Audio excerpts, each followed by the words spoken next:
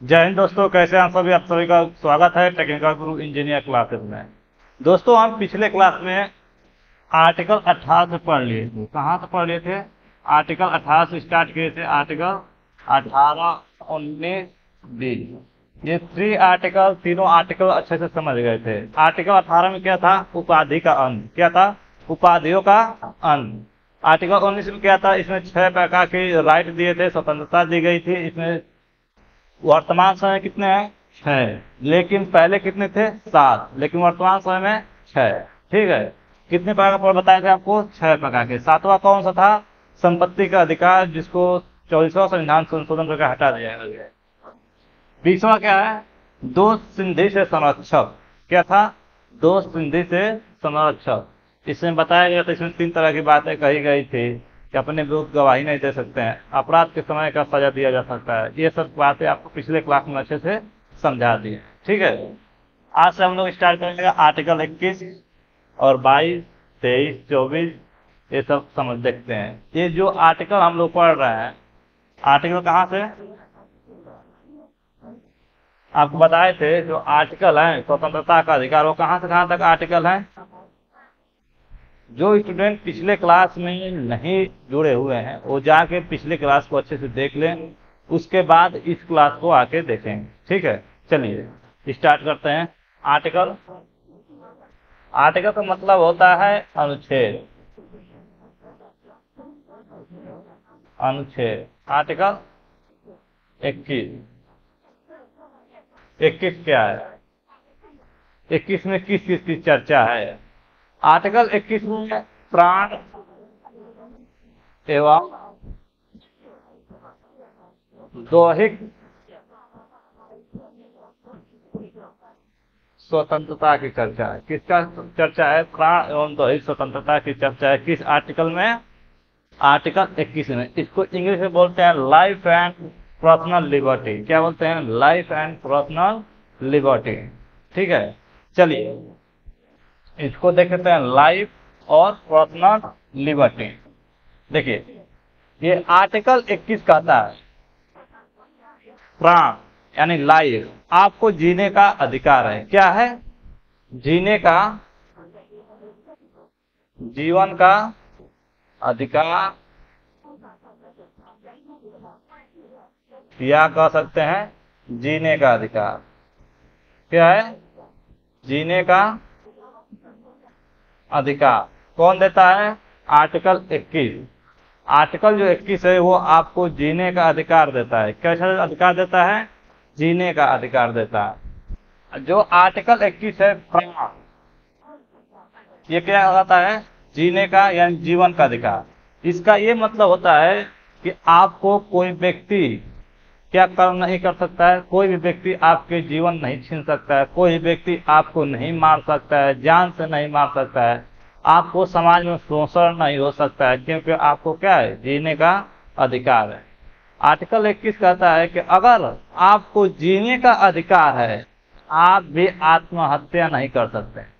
अगर आर्टिकल 21 कहता है कि अगर आपकी जान कोई दूसरा व्यक्ति नहीं ले सकता है, आपको जीने का अधिकार है, तो आप अपना खुद का प्राण जान आप नहीं ले सकते हैं। जैसे मान लीजिए, समझिए बात, मान लीजिए आपका प्राण है, मेरा जान है।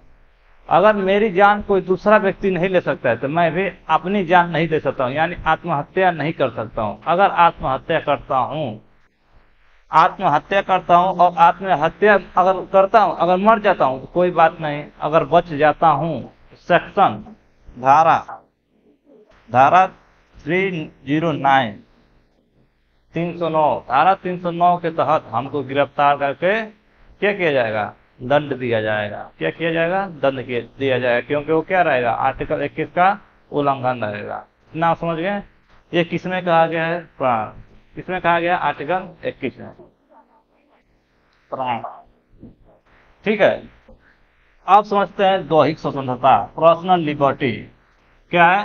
पर्सनल लिबर्टी यानी दैहिक स्वतंत्रता। इसमें बहुत अनेक प्रकार की स्वतंत्रताएं हैं जो आपको जीने के लिए बहुत क्या है? जरूरी है। क्या है? जरूरी। जैसे आपको है निजता का अधिकार। क्या है? निजता का अधिकार। और निजता का अधिकार का मतलब क्या हो गया? प्राइवेसी। निजता का मतलब होता है प्राइवेसी का अधिकार, यानी प्राइवेसी फ्रीडम, यानी निजता का अधिकार। यानी कुछ अगर हम छिपाना चाहते हैं अपने अंदर, मतलब हम कुछ अपना प्राइवेसी रखना चाहते हैं तो हम रख सकते हैं। ये कौन सा आर्टिकल अधिकार देता है? आर्टिकल 21। क्या कहता है? आर्टिकल 21। जैसे मान लीजिए आपने कुछ, मान लीजिए आपको पुलिस बुलाई, अगर आप निजता का अधिकार मतलब अपराध नहीं किए हैं, अब पुलिस आपको कुछ भी बुला कर पूछने लगे तो आपको क्या है? एक अधिकार है, निजता का अधिकार। आप पुलिस को बता भी सकते हैं, नहीं बता सकते हैं, अगर अपराध नहीं। ऐसा नहीं है कि आप किसी का हत्या कर दिए हो और आपको पुलिस पूछताछ के लिए, इंट्रोगेशन के लिए बुलाया गया हो तो आप कुछ बता ही नहीं रहे हैं, तो ऐसा नहीं है। अगर अपराध किए हैं तो आपको पुलिस मारपीट कर भी उगलवा सकती है, यानी पुलिस रिमांड लेकर ये सब काम करती है। इसको अभी आगे बताएंगे आर्टिकल 22 में। जो निजता का अधिकार है, अगर आपसे ये कोई नहीं छीन सकता है। क्या कर सकता है? कोई नहीं छीन सकता है। आप अगर कोई चीज प्राइवेसी रखना चाहते हैं, प्राइवेट बातों को अपने अंदर छिपाना चाहते हैं तो आप छिपा सकते हैं। इतनी बात आप समझ गए? चलिए, दूसरा क्या चीज है? दूसरा है आप विदेश भ्रमण। विदेश भ्रमण, आप विदेश भ्रमण कर सकते हैं, आपको स्वतंत्र है विदेश भ्रमण करने के लिए। जैसे इसी में हुआ था मेनका गांधी का केस। मेनका गांधी का भारत सरकार ने पासपोर्ट रद्द कर दिया था। क्या कर दिया था? रद्द कर दिया था। तो मेनका गांधी ने चली गई थी सुप्रीम कोर्ट। सुप्रीम कोर्ट ने कहा कि आप विदेश भ्रमण, यानी आर्टिकल 21 का उल्लंघन आप भारत सरकार कर रहे थे। सुप्रीम कोर्ट ने भारत सरकार को आदेश दिया कि आप विदेश भ्रमण से नहीं रोक सकते हैं, उनके अधिकारों को आप नहीं रोक सकते हैं, उनको पासपोर्ट लौटाइए। तो भारत सरकार ने उनका पासपोर्ट लौटाया। इतना संगे जितने भी एक केस से रिलेटेड है, जैसे केशवानंद भारती केस, गोपालन केस, मेनका गांधी केस, बहुत सारे केस हैं। इसको हम एक क्लास में कवर कर लेंगे, ठीक है। बीच बीच में आपको अगर हम समझाएंगे केसेस के बारे में तो आपको समझ में नहीं आएगा, इसलिए आपको लास्ट में एक ही क्लास में जितने केस रहेंगे सबको अच्छे से समझ लेंगे, ठीक है।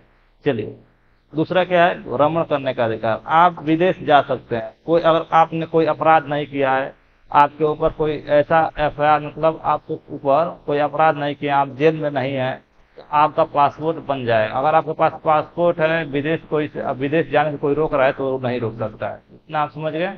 चलिए, तीसरा क्या चीज है? तीसरा है आपका एडल्ट्री। एडल्ट्री का मतलब होता है कि महिलाएं, पहले क्या था कि कुछ महिलाएं थी, महिलाएं जो दूसरे पुरुष के साथ संबंध बनाते थे, कुछ पुरुष जो दूसरे महिलाओं के साथ संबंध बनाते थे। ये कोई खास नहीं है, लेकिन ऐसा पहले होता था। तो इसमें सुप्रीम कोर्ट ने कहा कि ये इलीगल तौर से क्या माना जाएगा? इस इलीगल तौर से तलाक माना जाएगा, ठीक है। लीगल तौर से, इलीगल नहीं, लीगल तौर से क्या माना जाएगा? तलाक माना जाएगा, अगर वो पकड़े जाते हैं तो, ठीक है। चौथी बात कही गई है कि आपको किसके रोजी रोटी का अधिकार है? किसकी है? रोजी रोटी। रोजी रोटी यानी आप कोई व्यवसाय कर सकते हैं। रोजी रोटी क्या है? अधिकार है। किसमें कहा गया है? दोहरी स्वतंत्रता, पर्सनल लिबर्टी में, ठीक है। तीसरी बात कही गई है कि अगर आप कारावास में हैं, क्या है? कारावास में हैं, अगर कारावास में आप हैं, अगर आपको अकेले हैं, अगर कारावास में हैं, अकेले हैं, तो उसके विरुद्ध अधिकार है आपका कि आप कारावास में अकेले नहीं रहेंगे। यानी अगर जेल में अकेले हैं तो आप अकेले जेल में नहीं रह सकते हैं, ये आपका अधिकार है। आपको 2 लोगों को रखना पड़ेगा साथ में, ठीक है। तो कारावास के विरुद्ध, कारावास में अकेले रहने का विरुद्ध अधिकार, ठीक है। तीसरी, चौथी, पांचवी चीज क्या है? पांचवी चीज है स्वच्छ जल। स्वच्छ जल पीने का अधिकार। नगर निगम में देखेंगे स्वच्छ जल होता पिलाया जाता है, कहीं कहीं लगाया जाता है। तो वैसे ही स्वच्छ जल पीने का अधिकार, ये भी क्या है आपका? आर्टिकल 21 में ये भी अब क्या है? आपका अधिकार है, ठीक है। दूसरी चीज क्या है? निःशुल्क शिक्षा। निःशुल्क शिक्षा, ये आर्टिकल 21 कम है, लेकिन यहाँ पर इसका भी अधिकार है, निःशुल्क शिक्षा, ठीक है। ये आर्टिकल 21 कम है, इसको आगे समझेंगे हम लोग। तीसरी चीज क्या है? इसमें आपका कारावास हो गया, इसमें आपको बेड़िया, जैसे मान लीजिए कि आपने बहुत धर्म अपराध नहीं किया है तो आपको हथकड़ी नहीं पहनाया जाएगा, उसके विरुद्ध अधिकार है। क्या है? उसके विरुद्ध अधिकार है। चौथी चीज क्या है? आपको धूम्रपान, धूम्रपान के विरुद्ध अधिकार, यानी कि अगर सार्वजनिक जगह पर, जैसे बहुत सारे लोग हैं वहां पे सार्वजनिक जगह है, वहां पे धूम्रपान आप करते हैं तो उसके विरुद्ध अधिकार है आपको, उसको आप रोक सकते हैं, उस पर आप कुछ केसेस लगा सकते हैं। इतना समझे? चलिए, ये आपके अनेक प्रकार के अधिकार हैं। तीसरी क्या चीज है? स्वच्छ, यानी चिकित्सालय का अधिकार, यानी सरकारी अस्पतालों का अधिकार। सरकारी हॉस्पिटल रहेंगे आपके स्वच्छता के लिए, अपने शरीर को स्वस्थ रखने के लिए, चिकित्सालय का अधिकार। पांचवी चीज क्या है? और कौन सा अधिकार है? इसमें बहुत अनेक प्रकार के अधिकार हैं जो आपको पीडीएफ द्वारा बता दिया जाएगा, बहुत ज्यादा अधिकार है। ठीक है, तो चलिए आगे अब देखते हैं। तो ये आपको क्या है? अनुच्छेद 21 प्राण एवं दैहिक स्वतंत्रता, इसमें इतने प्रकार के अधिकार हैं। इतना आप समझ गए? चलिए इसको एक बार स्क्रीनशॉट ले लीजिए और इसको नोट्स कर लीजिएगा।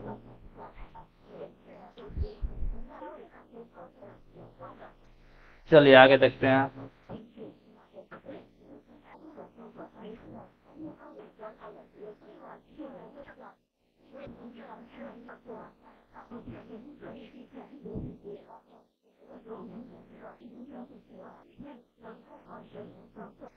आर्टिकल अनुच्छेद अनुच्छेद 21 का, इसमें क्या है? इसमें है शिक्षा से रिलेटेड। अनुच्छेद 21 का कहता है कि 6 से 14 वर्ष के बच्चे को, 6 से 14 वर्ष के बच्चों को निःशुल्क शिक्षा दिया जाएगा। क्या दिया जाएगा? शिक्षा दिया जाएगा, निःशुल्क शिक्षा दिया जाएगा। ये पहले मूल अधिकार में नहीं था, इसको 2002 में लाया गया है। 86वां संविधान संशोधन कर 2002 में लाया गया है। ये पहले किसमें था? राज्य के नीति निर्देशक तत्व यानी डीपीएसटी में था। किसमें था? डीपीएसटी। ठीक है, तो इसको डीपीएस जब पढ़ाएंगे आगे तो बताएंगे क्या चीज है। तो ये आपका जो आर्टिकल 21 का है, इसको कब लाया गया है? कौन सा संविधान संशोधन करके एक क्वेश्चन पूछा गया है कि 6 से 14 वर्ष के बच्चों को निःशुल्क शिक्षा देने का अधिकार जो है वो कौन सा संविधान संशोधन कर लाया गया है और कब लाया गया है? तो इसको संविधान 86वां संविधान संशोधन, 86वां संविधान संशोधन 2002 में लाया गया। कब लाया गया है? 86वां संविधान संशोधन 2002 में लाया गया। ये एसएससी जीडी में 2022 में ही क्वेश्चन पूछा गया, जो पेपर हुआ है इस बार एसएससी जीडी का। ठीक है, तो जो आर्टिकल 21 का है वो क्या कहता है? वो 6 से 14 वर्ष के बच्चों को निःशुल्क शिक्षा प्रदान करता है। कौन क्या करता है? 6 से 14 वर्ष के बच्चों को निःशुल्क शिक्षा लेने क्या है? अधिकार है। इतना समझ गए? आ गया आपको? कौन संविधान संशोधन द्वारा इसको लाया गया? 86वां संविधान संशोधन द्वारा 2002 में इसको लाया गया। इतना समझ गए? किसमें जोड़ा गया इसको लाकर? आर्टिकल 21 का में। चलिए इसको हम जब बताएंगे डीपीएस में बताएंगे, जब राज्य के नीति निर्देशक तत्व, तो उसमें आर्टिकल 45 है, उसमें आपको बताएंगे इस चीज को। पहले उसमें था, कब इसको इसमें लाया गया, क्यों लाया गया। ठीक है, चलिए अब समझते हैं आर्टिकल 22, बहुत इंपॉर्टेंट आर्टिकल 22। आर्टिकल 22 ये बहुत इंपॉर्टेंट है। क्या है? बहुत इंपॉर्टेंट आर्टिकल है, आर्टिकल 22। ठीक है, जो आपका 20 और 21 था आर्टिकल, उसको राष्ट्रपति भी निलंबित नहीं कर सकते हैं। यही जो आर्टिकल हैं जो बहुत खतरनाक आर्टिकल हैं, जो राष्ट्रीय आपात हो या राजकीय आपात हो, चाहे कोई भी आपात हो, उसमें खत्म नहीं किया जाता है। 2 आर्टिकल, 20 और 21। जब हम राष्ट्रीय आपात और राजकीय आपात जब बताएंगे तो वहां पे चर्चा करेंगे। ठीक है। जो आर्टिकल 22 है ये बहुत इंपॉर्टेंट आर्टिकल है। इसमें कहा गया है गिरफ्तारी से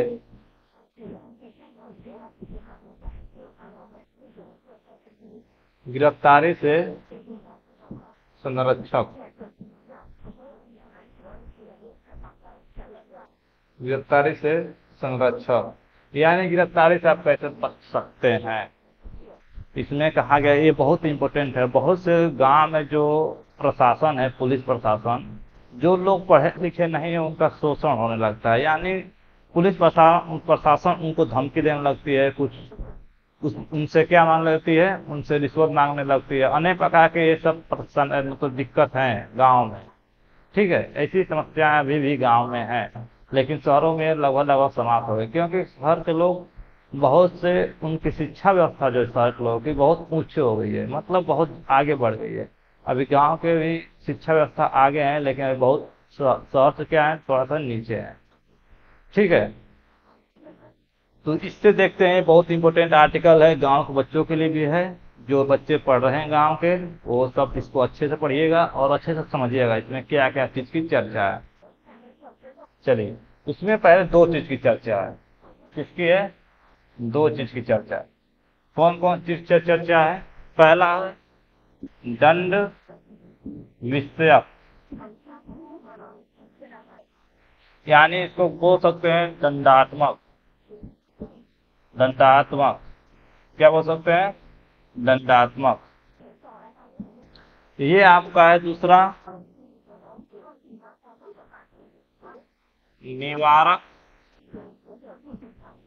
निवारक निरोध। क्या है? निवारक निरोध। ठीक है। पहला कौन सा है? दंडात्मक या दंड विषयक, और दूसरा कौन सा है? निवारक निरोध। ये 2 गिरफ्तारी से संरक्षक में 2 चीजें बात कही गई हैं। पहला ये और दूसरा ये। इसको समझ लेते हैं इसमें क्या है। इसमें कहता है ये, अगर आपने अपराध कर दिया, क्या कर दिया? अपराध।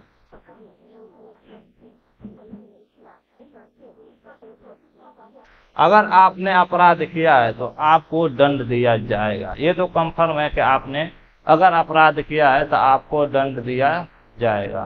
ना समझ गए? तो इसमें क्या कहा गया है? दंड विषयक यानी दंडात्मक, यानी अपराध कर रहे हैं तो आपको दंड दिया जाएगा। इसमें किस चीज की चर्चा है?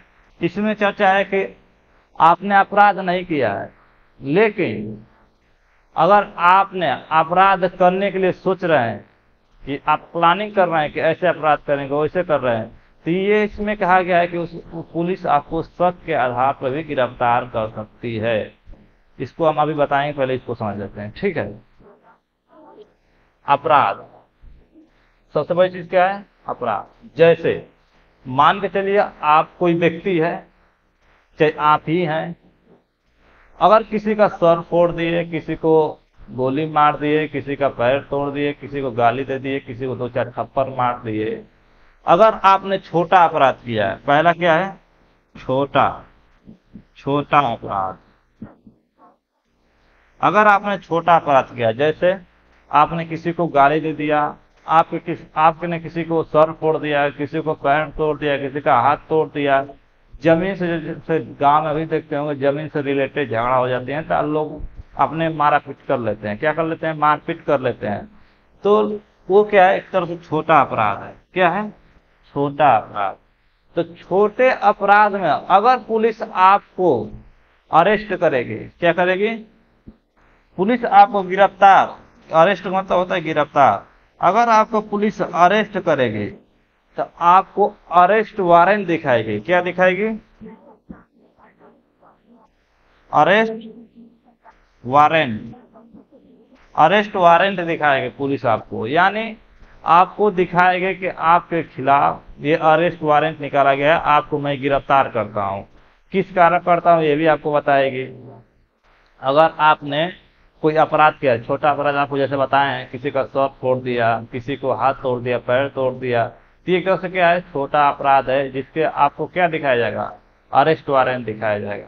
अगर कोई आपने बड़ा अपराध कर दिया, बड़ा अपराध का मतलब होता है बड़ा अपराध,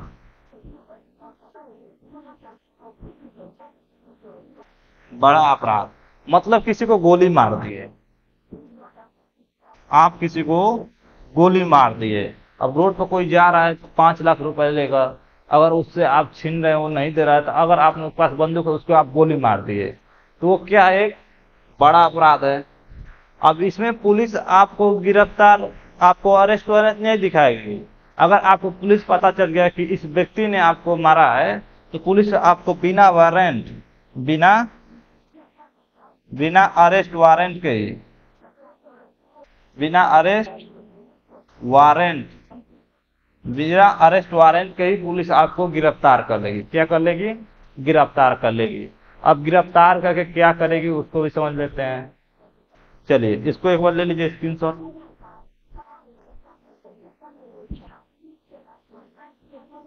अब इतना समझ गए पुलिस आपको कब कैसे गिरफ्तार करेगी, कैसे क्या करेगी।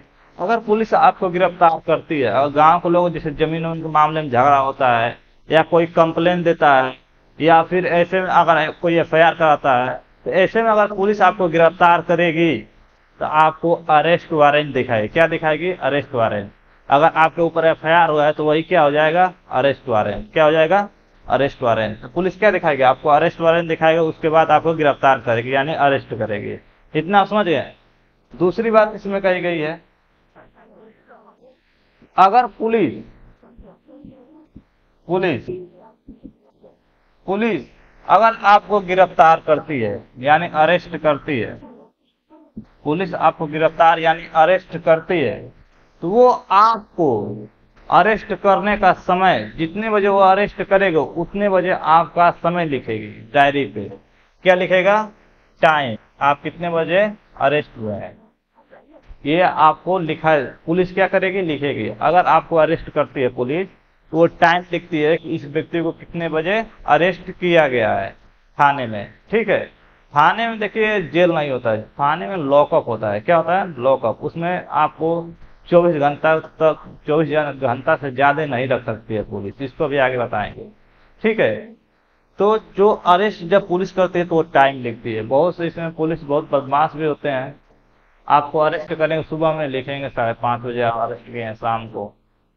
ऐसे मतलब हो जाता है कभी कभी, कभी कभी क्या हमेशा हो जाता है। वैसे में कभी कभी पुलिस आपका, अगर आप मतलब एफआईआर लिखवा रहे हैं तो पुलिस एफआईआर जल्दी लिखती नहीं है, वो जानती है कि छोटा सा बात है। अगर आप कोई बहुत जघन्य अपराध किए हैं तो पुलिस आपको बिना अरेस्ट, बिना एफआईआर, बिना अरेस्ट वारंट को आपको गिरफ्तार कर लेगी और 24 घंटे के अंदर आपको कोर्ट में ले जाया जाएगा। कहाँ ले जाएगा, या कोर्ट में, तभी आपको आगे समझेंगे। चलिए, आपको जब अरेस्ट करें तो क्या लिखा जाएगा, टाइम लिखा जाएगा।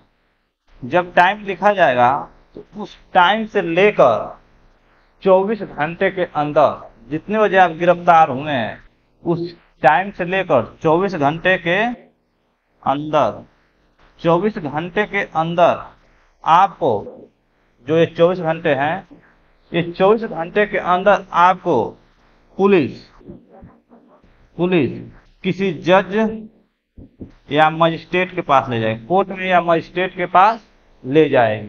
कितने घंटे के अंदर, 24 घंटे के अंदर। जब से आप गिरफ्तार हुए उस समय 24 घंटे से अंदर आप कहाँ ले चलेगी, पुलिस आपको गिरफ्तार को, मतलब आपको पुलिस कहाँ ले जाएगी, जज या मजिस्ट्रेट के पास ले जाएगी 24 घंटे के अंदर।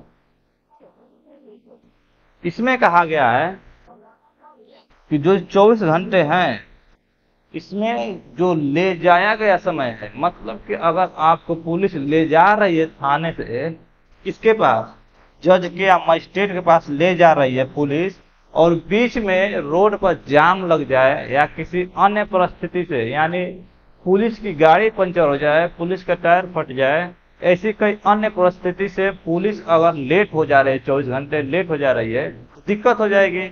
इसलिए कहा गया है कि अगर आपको पुलिस स्टेशन से ले जाया जा रहा है किसके पास, जज या मजिस्ट्रेट के पास ले जाया जा रहा है, तो जो बीच का समय है यानी जो ले जाने का समय है उसको नहीं जोड़ा जाएगा।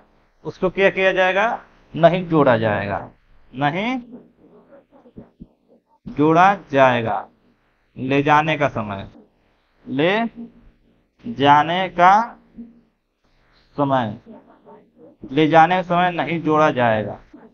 किसके पास ले जाने का समय? जज के पास। अगर पुलिस आपको जज के पास ले जा रही है तो उसका समय नहीं जोड़ा जाएगा। उसको छोड़कर 24 घंटे में क्या किया जाएगा? पुलिस आपको मजिस्ट्रेट या जज के पास उपस्थित करेगी। इतना आप समझ गए? चलिए अब आगे समझते हैं। तीसरी चीज क्या कही गया है? इसमें कहा गया है कि अगर पुलिस आपको गिरफ्तार करी है तो जाहिर सी बात है कहाँ ले जाई जाएगी? जज या मजिस्ट्रेट के पास ले जाया जाएगा।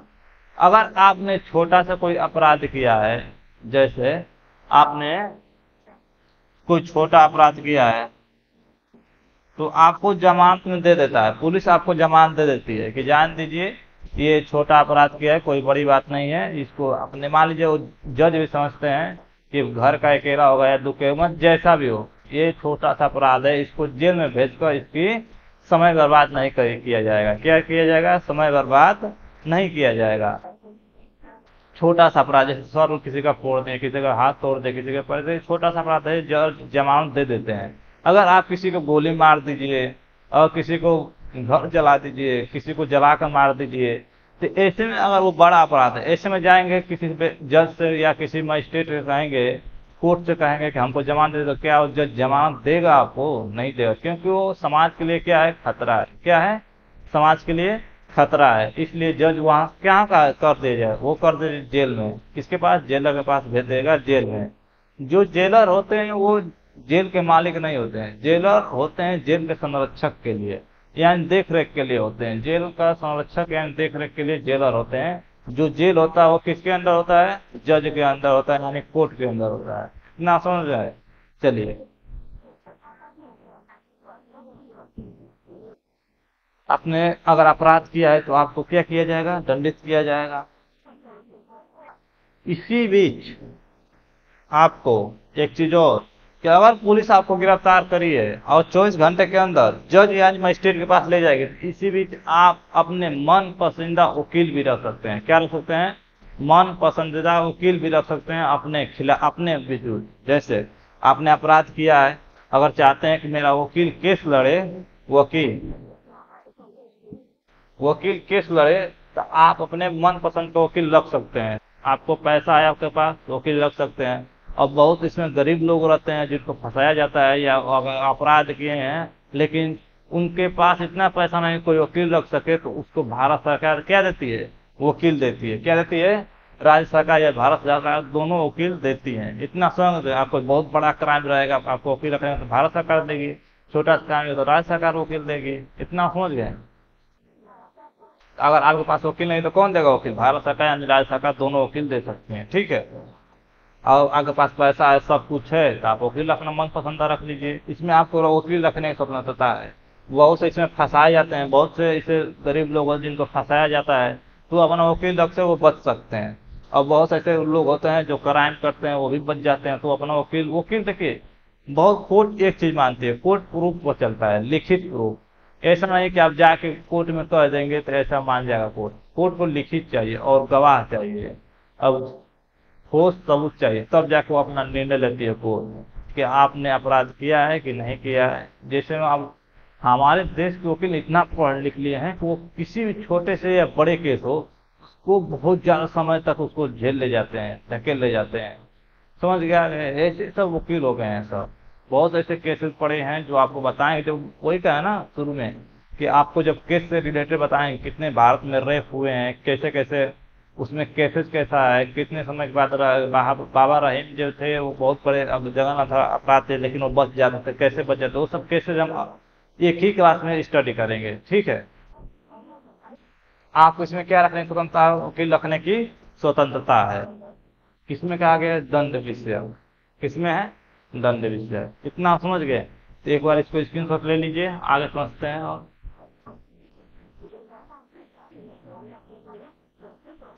ये कौन सा आर्टिकल है? आर्टिकल 22, बहुत इंपोर्टेंट आर्टिकल है। आर्टिकल 22 में सब चीज की चर्चा है। ठीक है। चलिए दूसरी चीज होता है हिरासत। इसी में ये पूछा, इस क्वेश्चन यहाँ से नहीं बनता लेकिन आपको बता देते हैं।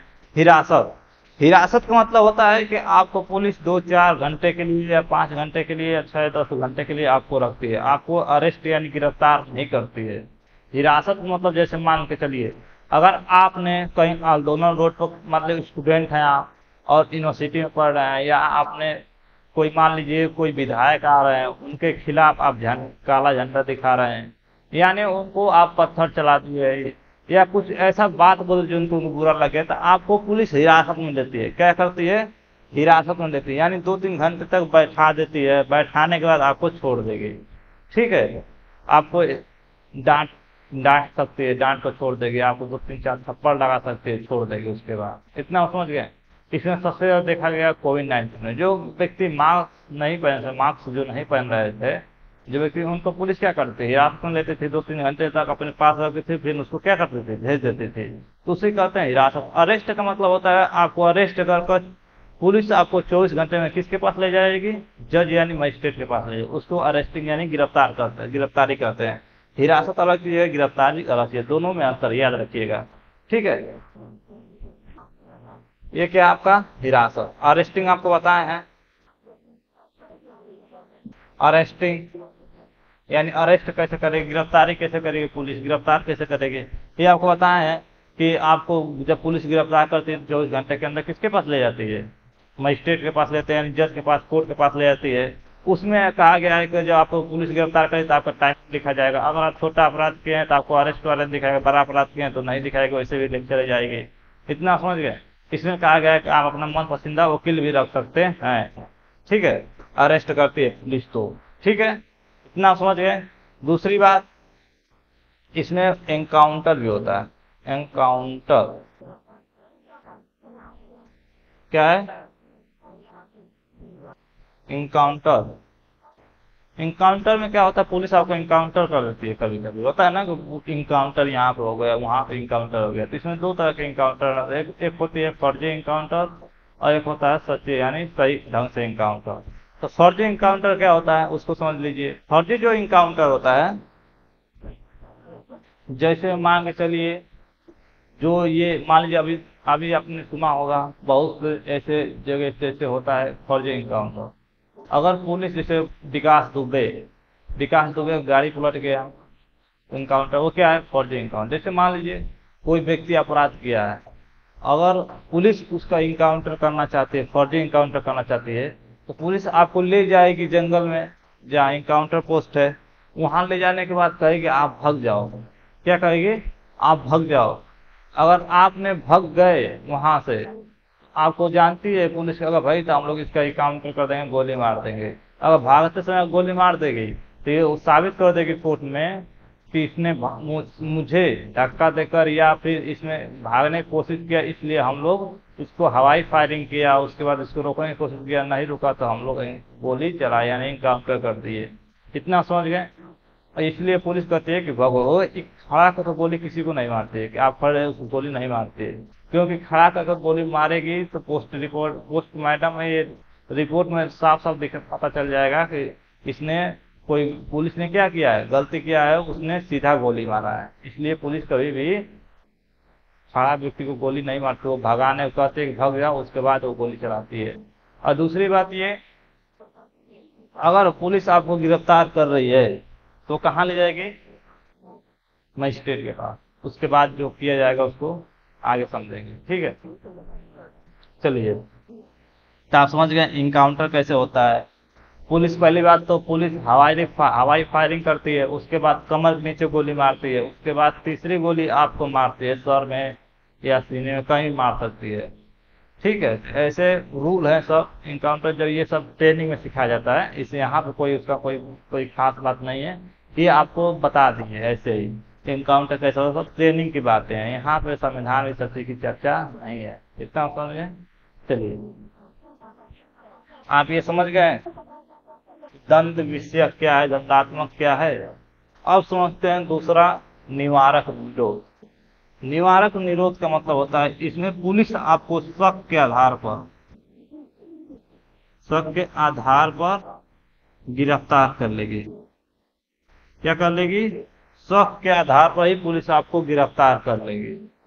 यानी अगर आपसे समाज का खतरा है, यानी अगर आपने कोई ऐसा काम कर दिया, अगर आपने कोई प्लानिंग बना रहे हैं, अगर पुलिस को पता चल जाए कि इस व्यक्ति से समाज को खतरा है, पुलिस आपको शक के आधार पर क्या कर लेगी, गिरफ्तार कर लेगी। और जब पुलिस आपको शक के आधार पर गिरफ्तार करे, यानी निवारक निरोध द्वारा गिरफ्तार करेगी, तो 3 माह तक, कितना समय तक, 3 माह तक आपको गिरफ्तार कर रखती है। कितने माह तक रखती है, 3 माह तक गिरफ्तार कर रखती है। 3 महीने तक आपको गिरफ्तार कर रखेगी पुलिस।